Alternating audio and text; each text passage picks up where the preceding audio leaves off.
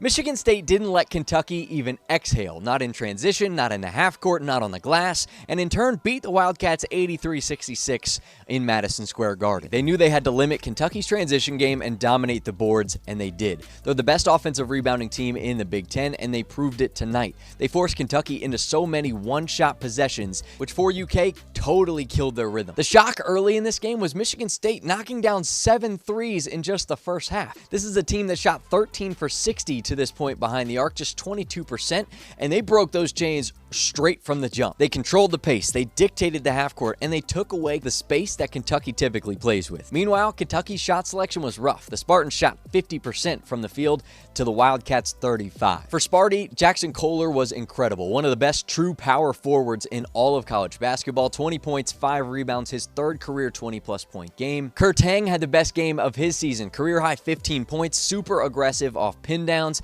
got to that mid-range jumper that he is just a maestro with. And Michigan State dominated in every main stat category. Let's list them. Field goals, field goal percentage, threes, three-point percentage, total rebounds, defensive rebounds, offensive rebounds, second chance points, bench points, points in the paint, and assists.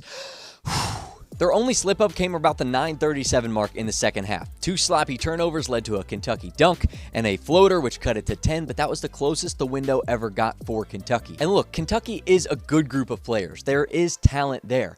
But tonight, it didn't look like it because Michigan State forced the Kentucky Wildcats to play tall and to play slow. For Kentucky, Mark Pope was trying lineup after lineup. There was no real cohesiveness for this offense. Felt like 5 guys just trying to go 1v1 whenever they had the rock. Aberdeen tried to force shots. Owe flashed but settled a ton. Garrison didn't have his best game. Chandler was steady but dealt with foul trouble. Moreno, I thought, was a real bright spot in this one. But the little things, it's the easy plays that Kentucky didn't make that had to be driving Mark Pope crazy. Michigan State snaps a 6-game losing streak against top 25 teams inside of Madison Square Garden. And believe me, Tom Izzo's group has big hopes for the season and led this one from start to finish.